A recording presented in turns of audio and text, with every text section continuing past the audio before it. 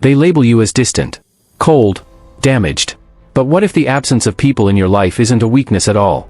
What if it's the highest form of self-respect? Think carefully, because this challenges everything you've been told about isolation, connection, and what it means to be whole. Look around you. Most people are obsessed with collecting numbers, followers, contacts, drinking buddies, shallow friendships. They're surrounded by noise yet starving for depth. And then there's you, sitting in your chosen solitude. To them, it looks like something's missing.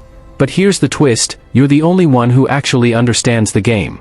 In this video, we reveal the hard truth about why Sigma males may have empty contact lists but full hearts, why being alone isn't weakness, but strategic dominance. By the time you're done watching, you'll never feel guilty for being selective again. Reason number 1, you'd rather be alone than drained. Picture this. It's Friday night. Your coworkers are off chasing cheap thrills at the bar. Your neighbors are grilling burgers at yet another shallow barbecue. Your old college friends are gathering for their weekly ritual of gossip and complaints. And you? You'd rather stare at a blank wall than waste your time at any of it. Why? Because you've unlocked a truth most people never figure out: energy is limited, and you refuse to waste yours. While everyone else leaks their life force into dead-end conversations, empty relationships, and pointless obligations, you guard your energy like a dragon hoarding gold. And here's what unsettles people most about you: you're not lonely. You're free. You don't need their company, their approval, or their validation to feel complete. Your ability to be whole in solitude terrifies those who can't stand 5 minutes with themselves. But here's the irony: this selectiveness often leaves you with nobody. And while society labels that as failure, the truth is its mastery. You've mastered the art of being alone without loneliness, of being selective without desperation. The hard reality? Most people would rather cling to toxic connections than face emptiness. But you chose the harder road, authentic standards over cheap acceptance. And that choice makes you far more powerful than anyone who fills their life with noise just to avoid silence. Reason number 2, you see through the masks. Here's something few will ever admit: you don't have nobody. You simply refuse to have somebody fake. While most people build relationships with personas, performances, and carefully edited versions of themselves, you see straight through the facade.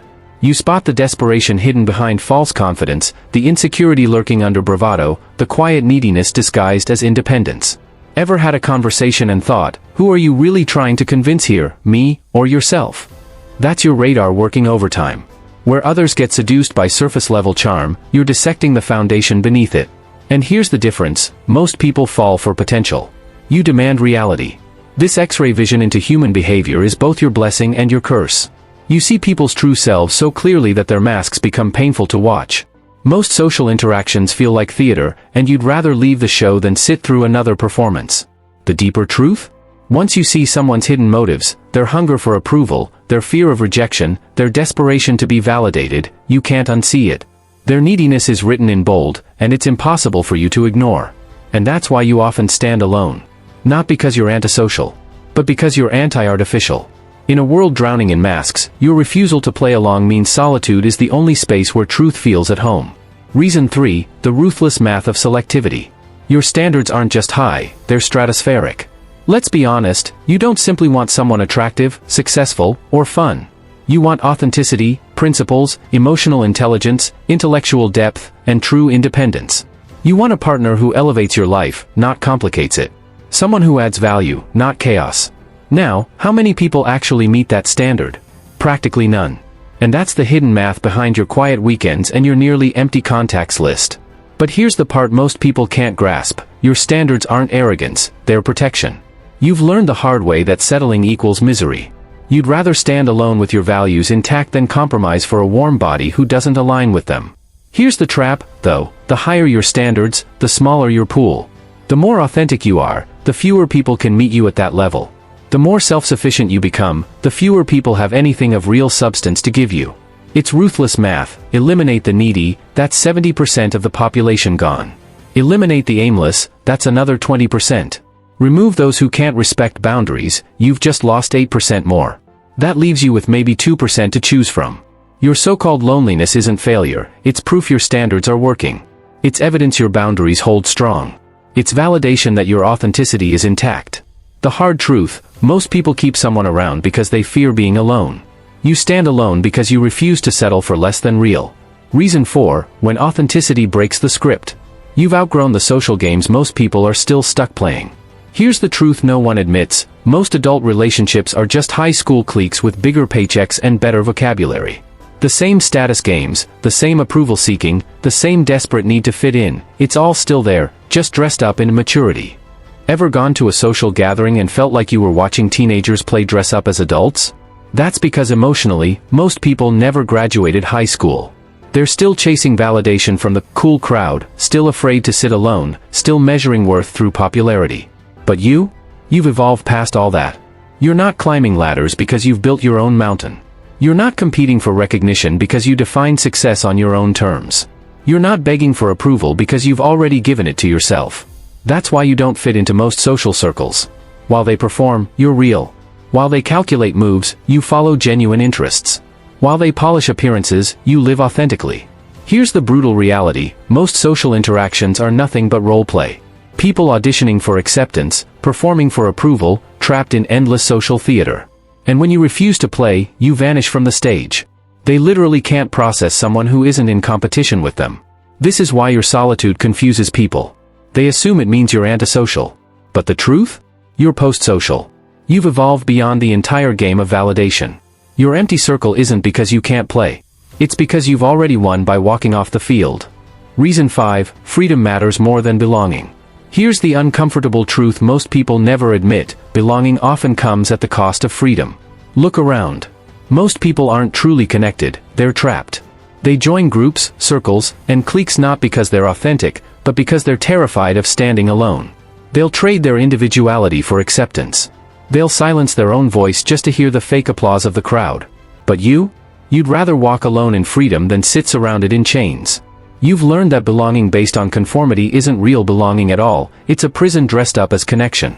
And that's why your circle is empty more often than it's full. People don't understand that you measure wealth in freedom, not in followers. You value alignment with yourself more than approval from others. Here's the psychological trigger: freedom threatens people who've built their identity around fitting in. Your refusal to bend makes their constant compromises painfully obvious. Your independence is like a spotlight on their dependence.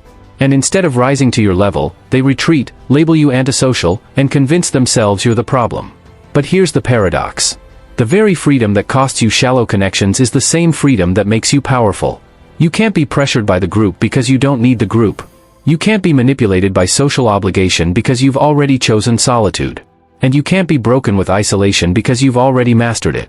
Your nobody isn't weakness. It's evidence that you're willing to pay the price of authenticity. Belonging built on lies will never tempt you, because your freedom is worth far more than counterfeit connection. Reason 6: silence is your native language. Most people can't handle silence. It makes them squirm. It makes them feel exposed, like every second without noise is proof of emptiness. That's why they fill the air with gossip, small talk, endless chatter, and meaningless noise. Silence to them is terrifying, because it forces them to face themselves. But silence isn't a void, it's your sanctuary. It's not emptiness, it's where you find clarity, peace, and power. In silence, you sharpen your thoughts. You see patterns others miss. You recharge energy instead of leaking it through constant noise. And this unnerves people who depend on distraction to survive. Here's what most don't realize: your silence speaks louder than their endless talking. Your calm presence says more about strength than their frantic words ever could. But because most people are addicted to noise, they misinterpret your quiet as distance, your composure as coldness. They project their own discomfort onto you, because being around someone who is content in silence makes their own inner restlessness impossible to ignore. The psychological truth is simple: when you're fluent in silence, you no longer need the cheap currency of constant conversation. That's why your connections are fewer but deeper. You don't want background noise, you want resonance. You don't seek chatter, you seek meaning. And until you find it, you'd rather stay silent than waste words. Here's the paradox. Your silence isolates you from the many, but attracts the rare few who can actually sit with stillness. The right people won't fear your quiet, they'll feel safe in it. Because silence isn't absence. It's presence. And that presence is what makes you unshakable. Reason 7: you value depth over quantity. Here's the brutal reality: most people measure their worth by numbers. How many friends they have, how many likes their posts get, how many parties they're invited to. Quantity has become the new religion of connection. But for you, numbers mean nothing if there's no substance behind them. You'd rather have one conversation that changes your perspective than 100 exchanges about the weather. You'd rather have one friend who shows up when it matters than 100 acquaintances who vanish the moment things get hard. To you, depth isn't optional, it's the only currency that counts. And this is exactly why your circle is small, sometimes even non-existent. Because the truth is, depth is rare. Most people can't go there. They don't want to sit in uncomfortable truths, explore big questions, or admit their vulnerabilities. They'd rather stay safe at the shallow end where everything looks easy but nothing is real. Here's the psychological tension: depth threatens the shallow. When you ask questions that pierce through the surface, you force people to reveal parts of themselves they'd rather keep hidden. When you live authentically, you make their small talk feel meaningless. And instead of rising to your level, many retreat. They'll call you too much, too serious, or hard to relate to, when really, what they mean is, you make me realize how little substance I bring. But here's the paradox. Your commitment to depth eliminates the majority but attracts the rare minority who are equally hungry for it. The few who can meet you there won't just be friends or partners, they'll be allies, mirrors, and soul-level connections. Most people don't understand this, but your solitude isn't the absence of connection. It's the refining process that filters out the noise so only the genuine remains. Shallow waters are crowded, but the deep ocean is quiet, and that's where you live. The ultimate truth: you don't have nobody because you can't connect. You have nobody because you won't settle for anything less than real connection. And that's not loneliness. That's mastery. Reason number 8, your depth unsettles those stuck on the surface. This one cuts deeper than most. You're not isolated because you're antisocial, you're isolated because the weight of your mind makes others uneasy. While most people are content talking weather, sports, or celebrity gossip, you're dissecting systems, patterns, and possibilities. While they trade shallow anecdotes, you're unraveling philosophical meaning.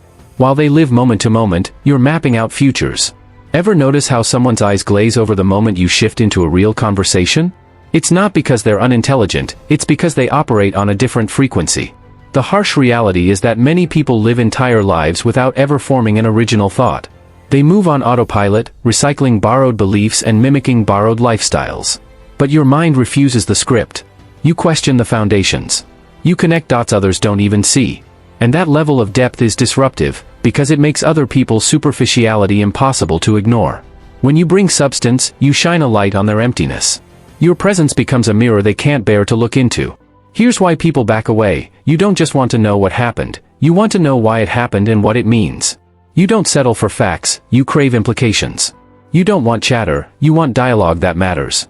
That kind of intensity doesn't always inspire, it often intimidates. Instead of rising to your level, most retreat to protect their comfort zone. But here's the irony. The very depth that isolates you from the many is exactly what the rare few are searching for. Intellectual and emotional depth is scarce, and scarcity creates value. You're not too much for the right person. You're exactly enough. But because that person is as rare as you, the search requires patience few can endure. Society twists this truth. They think having nobody makes you weak. In reality, your willingness to stand with nobody makes you untouchable. You can't be controlled by fear of abandonment, you've already mastered it. You can't be manipulated with isolation, you've weaponized it.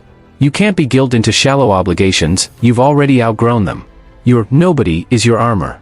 Here's the ultimate reality: while others dilute their power to maintain relationships they secretly resent, you preserve your strength by refusing connections that diminish you. Your solitude isn't punishment, it's protection. It's proof that your standards are intact. Every night you choose your own company instead of draining company is a win. Every weekend you spend in solitude instead of fake togetherness is a victory. Every moment you refuse mediocrity is evidence of uncompromising self-respect. The question isn't why you have nobody. The real question is whether you'll keep guarding the space where someone extraordinary can eventually appear. Stop apologizing for being selective. Start owning it. If you've ever felt broken for choosing solitude over settling, I want to hear from you. Comment selective below and share how your standards have protected you from compromise. And if this helped you see solitude as strength, hit that like button and subscribe for more content celebrating the Sigma path. Remember, your nobody is better than their somebody until your somebody arrives. Until then, guard your solitude. Final thoughts. If there's one truth you need to take away, it's this: having nobody doesn't make you broken, weak, or a failure. It makes you rare. In a world addicted to shallow connections, meaningless noise, and desperate validation, choosing solitude is the most radical form of strength. You've seen through the masks. You've outgrown the games. You've built standards that 99% of people can't meet, and that's not arrogance, that's clarity. Most people fill their lives with placeholders just to avoid silence. You embrace silence and turn it into power. Most people compromise their standards just to feel wanted. You guard your standards and refuse to settle. This path isn't easy. It's lonely, yes, but it's a chosen loneliness, not a forced one. And that distinction changes everything. Because your willingness to stand alone means you cannot be manipulated, controlled, or broken by fear of abandonment. You've already mastered that. The truth is simple, your nobody is your shield. It's what protects you from toxic connections, shallow distractions, and wasted years. And it's also what leaves space for the extraordinary few who can truly meet you at your level. So stop apologizing for being selective. Stop doubting your solitude. And never forget this, your willingness to have nobody is exactly what qualifies you to one day have somebody worth everything. Until then, guard your solitude. It's not a weakness. It's your greatest weapon.